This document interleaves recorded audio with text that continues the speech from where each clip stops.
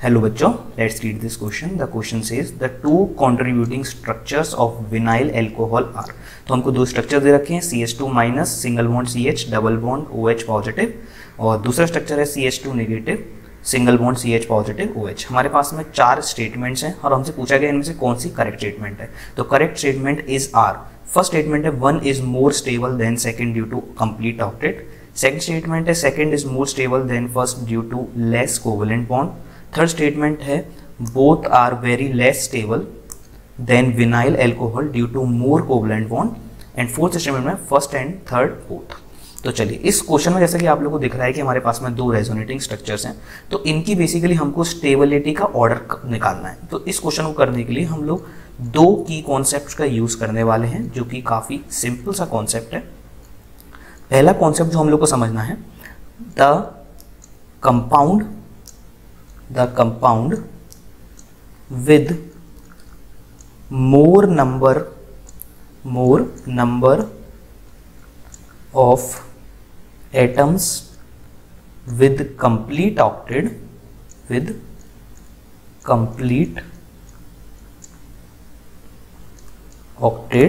is more stable। तो पहला concept हम क्या सीखने वाले हैं इसमें, is more stable.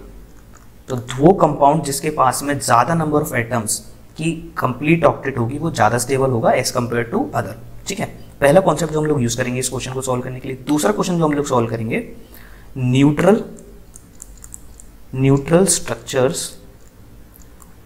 Structures are more stable than charged one. ठीक है, तो जो आपके न्यूट्रल स्ट्रक्चर्स होते हैं वो चार्ज वालों से ज्यादा स्टेबल होते हैं। तो ये दो कॉन्सेप्ट का हम लोग यूज करने वाले हैं। तो हम लोग एक एक करके पहले दोनों कंपाउंड को लिखते हैं। तो पहला कंपाउंड हमको जो दे रखा है CH2 minus single bond CH double bond OH positive. पहला कंपाउंड हमारे पास में ये है। सेकंड कंपाउंड हमारे पास में CH2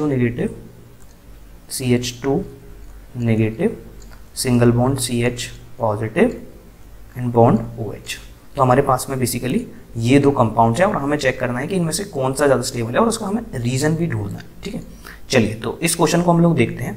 मैं इसको फर्स्ट नंबर बोल देता हूँ और इसको सेकंड नंबर बोल देता हूँ, तो हम लोग फर्स्ट और सेकंड करके कंपैरिजन कर लेंगे। ठीक, चलिए तो सबसे पहले हम लोग अगर फर्स्ट स्ट्रक्चर को देखेंगे ध्यान से, तो जहाँ पर आप देखोगे सारे एटम्स की ऑक्टेट कंप्लीट है। चाहे आप कार्बन को देखो, इस कार्बन को देखो या इस ऑक्सीजन को देखो, सबकी ऑक्टेट कंप्लीट है।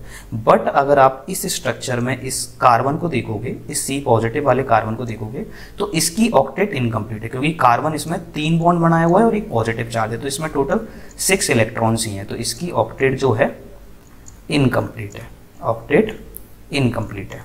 तो इसका मतलब क्या हुआ, फर्स्ट जो है आपका ज़्यादा स्टेबल हो जाएगा। First is more stable than second. अभी हम लोगों ने कॉन्सेप्ट किया था कि जिस कंपाउंड की एटम्स ज़्यादा एटम्स की ऑक्टेट कंप्लीट होगी वो आपका ज़्यादा स्टेबल होगा। तो इसमें फर्स्ट वाले की सारी की कंप्लीट ऑक्टेट है, बट सेकंड वाले में एक की कंप्लीट ऑक्टेट नहीं है, तो फर्स्ट वाला आपका ज़्यादा स्टेबल हो जाएगा।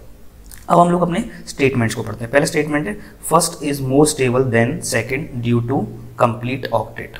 ठीक है, तो सही बात है कि पहला आपका ज़्यादा स्टेबल है सेकेंड वाले से, क्योंकि उसमें कंप्लीट ऑक्टेट है। दूसरा स्टेटमेंट पढ़ते हैं, second is more stable than first. तो ये तो गलत हो गया क्योंकि फर्स्ट ज़्यादा स्टेबल है। थर्ड ऑप्शन है हमारा both are less stable than vinyl alcohol due to more covalent bond. तो अपन सबसे पहले देख लेते हैं विनाइल अल्कोहल क्या होगा आपका, CH2 double bond CH OH। तो ये आपका विनाइल अल्कोहल है, लेकिन विनाइल अल्कोहल इन दोनों से ज़्यादा क्यों स्टेबल है, क्योंकि ये क्या है, एक न्यूट्रल स्ट्रक्चर। ये क्या है, न्यूट्रल स्ट्रक्चर। और मैंने आपको जैसा कि बताया कि कॉन्सेप्ट में कि न्यूट्रल स्ट्रक्चर जो होते हैं वो आपके चार्ज वालों से ज़्यादा स्टेबल होते हैं। तो आपका विनाइल अल्कोहल इन दोनों से ज़्यादा स्टेबल तो है, बट उसका रीज़न ये नहीं है कि इसके पास में मोर कोवेलेंट बॉन्ड है ड्यू टू मोर कोवेलेंट। ये रीज़न इसका गलत है। तो थर्ड स्टेटमेंट भी आपका गलत हो जाएगा। फोर्थ में क्या लिखा है, फर्स्ट एंड थर्ड बोथ, ये आपका गलत हो गया। तो आपका final answer will be the first answer. I hope you understand this question well. Best of luck.